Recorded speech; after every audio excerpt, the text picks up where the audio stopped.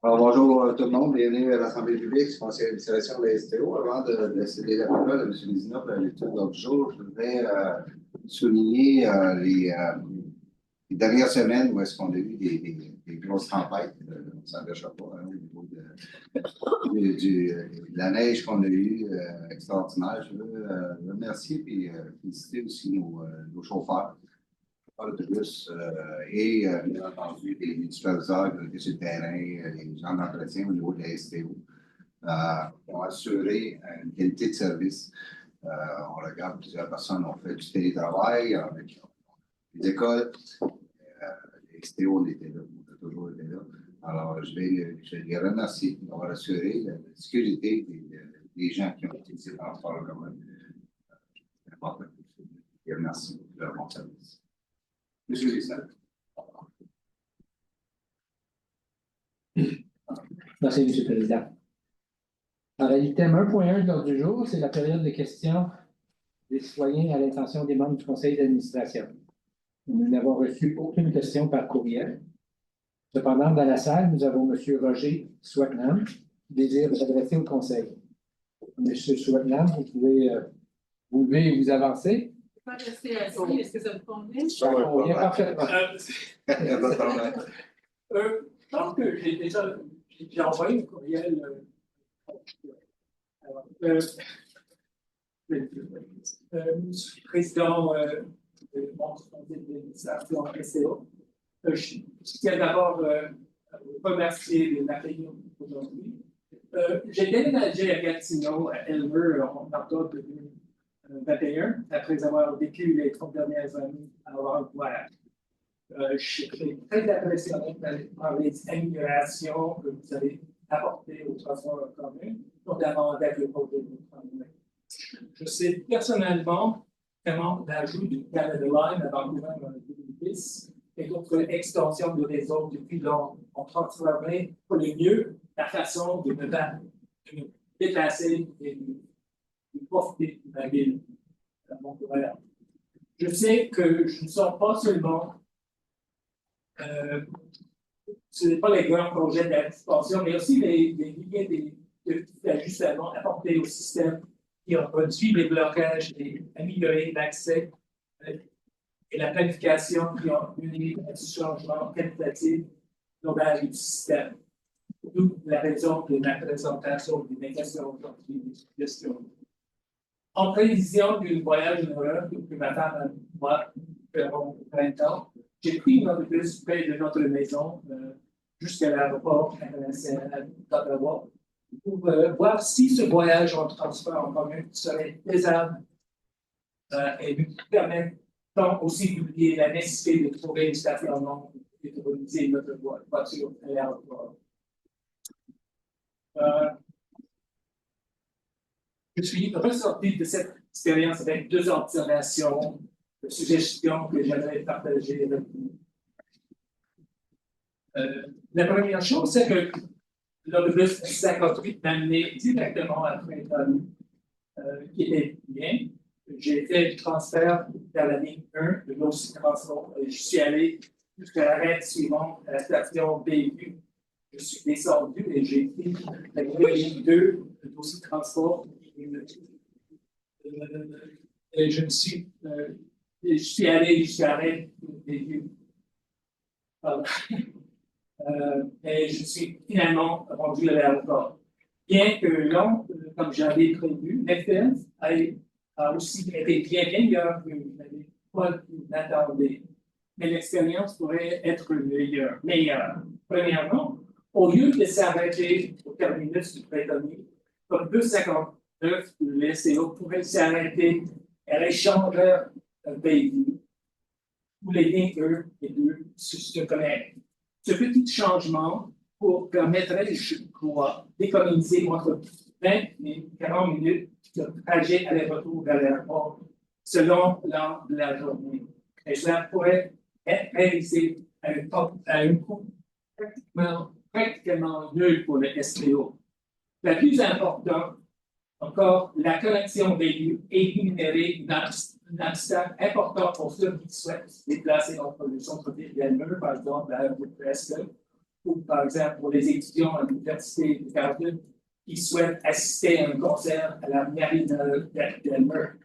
Ici, un délai à 40 minutes et un échangement de destination serait plus important dans la décision d'effectuer ou non ce type de trajet en transfert en commun. Ma deuxième observation est que, en revenant de l'aéroport, mon chauffeur d'autobus d'Ottawa m'a demandé si je voulais le transfert que je pourrais l'utiliser pour changer d'autobus de Stélo. Je n'avais aucune idée que c'était possible de faire ce voyage en payant juste le seul billet. Et du moins en venant à Ottawa à Gatineau. J'ai dit avant, j'ai pensé avant que je savais que si ça marche dans l'autre sens, mais juste me dire que oui, il est possible. Et si c'est le cas, je pense qu'un peu de publicité pour les gens comme moi serait bien utile pour faire exciter les gens. En fait, M. le Président, je tiens à remercier votre administration pour l'excellent travail que vous faites pour améliorer le réseau de transport en commun à Gatineau. Je suis très excité à propos du tramway et j'ai hâte de son développement dans les années à venir. C'est une question et observation. Merci de l'intervention. Je l'ai laissé à M. Leclerc, mais merci d'utiliser le transport en commun, bien entendu. Et puis, effectivement, nos équipes sont à l'écoute des citoyens, bien entendu, pour améliorer. Puis on voit à l'intérieur des années, on va continuer à améliorer.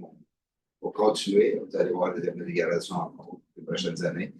Mais pour votre question, je laisse à M. Leclerc donner des éléments de réponse. Oui, bien, tout d'abord, je vous remercie de votre présence et merci des bons mots également à notre égard. Puis d'avoir une comparaison avec Vancouver, c'est toujours bon. Donc, on aspire à développer le réseau également vers ce qu'on remarque également, ce qu'on retrouve dans les grandes villes. Donc, merci beaucoup. Votre commentaire est tout à fait à propos. En fait, nous sommes à revoir l'ensemble de notre réseau pour les plans de mobilité à plus long terme. La connexion, comme vous le dites pour l'instant, en fait, tout a été pensé autour de la station du pré-tuné Tunis Pasture, comme vous le mentionnez, parce que c'est le point, avec la ligne existante, c'est le point le plus à l'ouest. Donc, c'est comme ça que OC Transpo l'a défini pour étant le point de connexion principal plutôt que Bayview.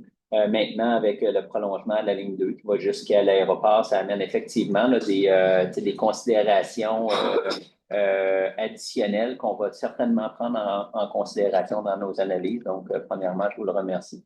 Je vous remercie de nous le mentionner. Puis vous amenez un point également qu'on a peut-être tendance à oublier ici parce que ça fait environ 50 ans qu'on a l'interopérabilité avec les deux réseaux, mais il y a beaucoup de gens qui viennent s'installer dans la région et qui ne sont peut-être pas au courant effectivement qu'avec un seul billet de transport ici, on peut aller sur tout le réseau de la STO et d'OC Transpo. C'est pas toutes les villes qui permettent ça, donc nous, ça le permet. Donc, de nous rappeler d'en faire la promotion, c'est très certainement apprécié. C'est quelque chose qu'on pourra faire. Je sais que nos équipes ont déjà pris note de vos commentaires et de vos suggestions. Donc, je vous remercie beaucoup. On va l'inclure dans nos réflexions et nos analyses. Merci à vous. Merci beaucoup. Merci. Pour revenir à l'ordre du jour, M. le Président, au point 2.1, c'est son adoption. Qui est proposé par M. Leclerc, appuyé par Mme Saint-Louis. Au point 2.2, il s'agit de l'adoption du procès-verbal de l'Assemblée publique du 30 janvier dernier. Celle-ci est proposée par Mme Bouladier, appuyée par M. Boivin. Point 4.1, il s'agit de l'octroi de contrat. Contrat pour le service de location de pneus pour autobus urbain est échu depuis le 31 octobre 2024. La STO a procédé à 2 appels d'offres publics sans obtenir de soumission conforme. La société a ensuite diffusé son avis d'intention d'octroyer ce contrat au seul fournisseur en mesure d'offrir ce service, soit Bridgestone Canada Inc., et aucun autre fournisseur n'a manifesté son intérêt ni démontré sa capacité à satisfaire les exigences établies. Demande d'octroyer le contrat pour servir de location de pneus pour autobus urbain à Bridgestone Canada Inc., au montant de 894 531,40 $, taxes incluses pour la période du 13 mars 2025 au 12 mars 2026. Point 4.2, emploi de contrat d'entretien ménager. La société a procédé à un appel d'offres public d'octroyer des contrats d'entretien ménager pour le centre administratif Antoine Grégoire et le 10 rue Noël, pour son centre d'entretien et d'exploitation et pour la station de Cité.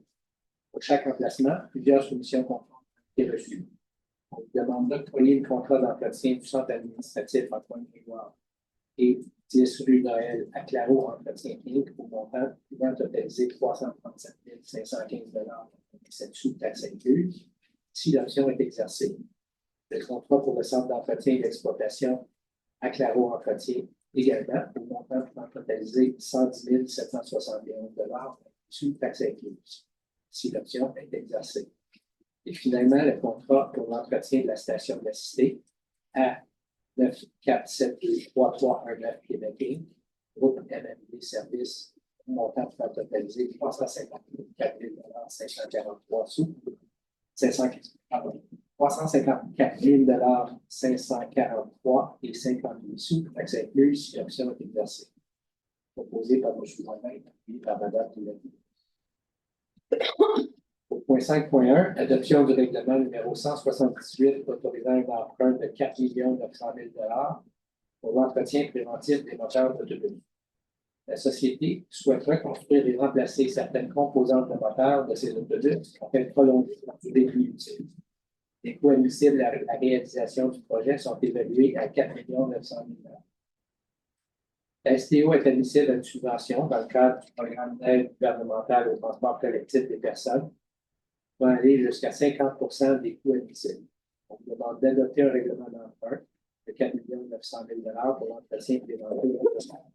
C'est proposé par Mme Murray et par Mme Saint-Louis.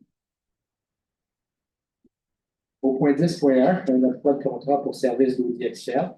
Le bureau de projet Tramway-Gatineau, Ottawa, a amorcé les phases d'études du projet de tramway pour laquelle il reçoit des subventions provenant de différents programmes. Les modalités de ces programmes prévoient que des audits soient effectués régulièrement par un auditeur externe. La STO a procédé à un appel d'offres public et a reçu 3 solutions conformes. On recommande d'octroyer le contrat pour les services externes de 6 ans, soit du 3 mars 2025 au 22 février 2031, à la firme de loi, au montant pouvant totaliser 681 917 $, taxes incluses, si toutes les options sont exercées. Avec une abstention enregistrée de M. Leclerc, la résolution est proposée par M. Boivin et appuyée par Mme Craig Saint-Louis. Au point 11.1, pour terminer, il s'agit de la levée de l'Assemblée qui est proposée par M. Boivin et appuyée par M. Muriel. Merci beaucoup. Merci, M. le secrétaire. Merci, M. le Président. On va prendre une courte pause. On revient avec le point de presse. Merci.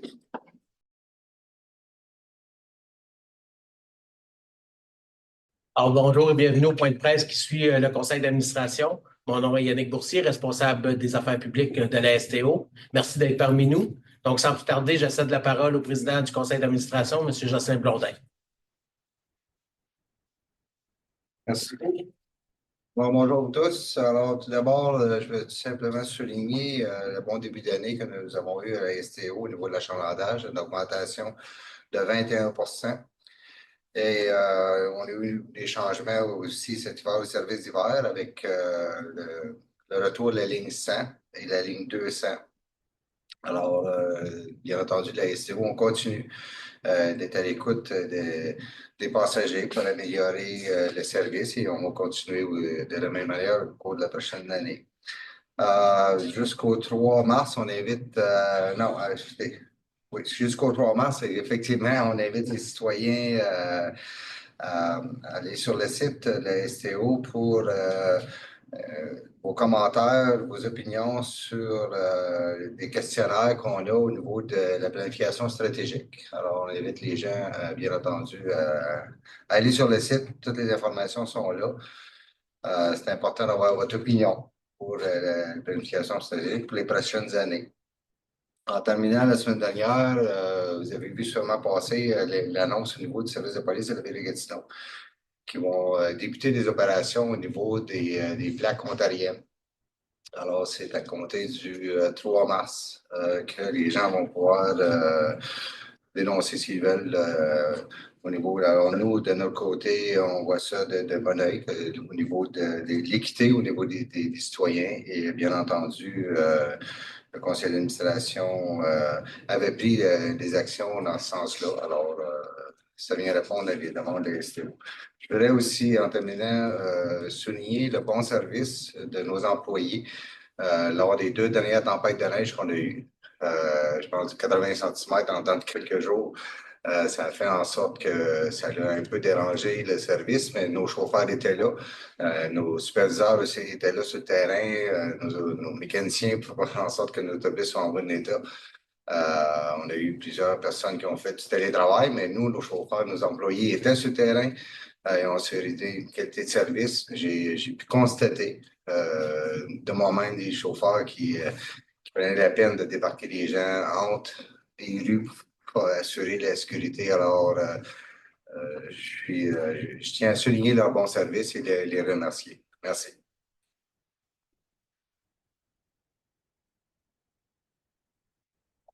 Merci. Je vais maintenant ouvrir la période de questions. Alors, on a 2 personnes en ligne. Annie Rose Deschâtelet du droit. Est-ce que tu as des questions? Oui, bien en fait, je voulais juste savoir peut-être un peu plus de précision sur en quoi ça consiste le contrat d'audit externe, peut-être plus élaboré davantage là-dessus, s'il vous plaît.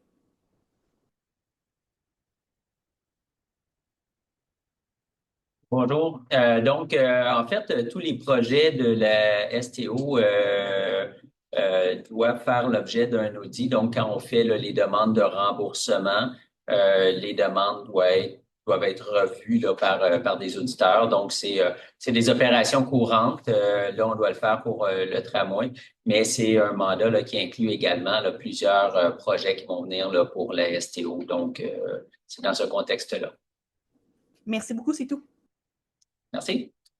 Est-ce qu'on a d'autres questions pour nos porte-paroles? Du côté de Radio-Canada? Oui, moi j'ai une question, mais qui n'a pas forcément un rapport. Je ne sais pas si je pourrais avoir une réponse par rapport à ça.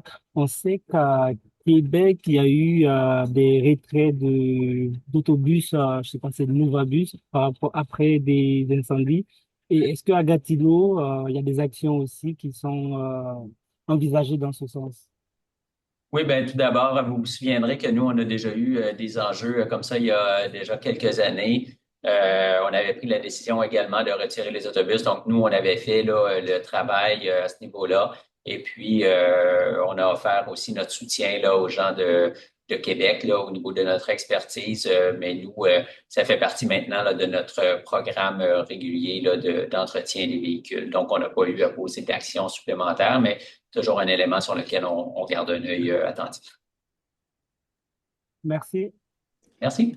Juste précision, M. Leclerc, je renchérirais sur mon collègue. Là. Quand vous dites que vous donnez votre expertise à Québec, qu'est-ce que vous voulez dire dans ce sens-là?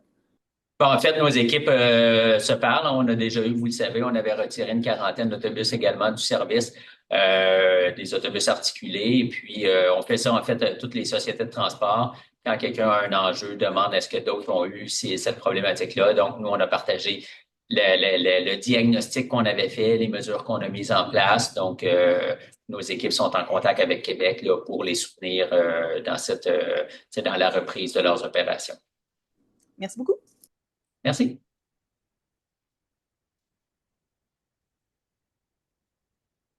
Alors, merci à tous. Ça va mettre fin à notre séance d'aujourd'hui. On se retrouve pour le prochain conseil le 27 mars prochain. Merci.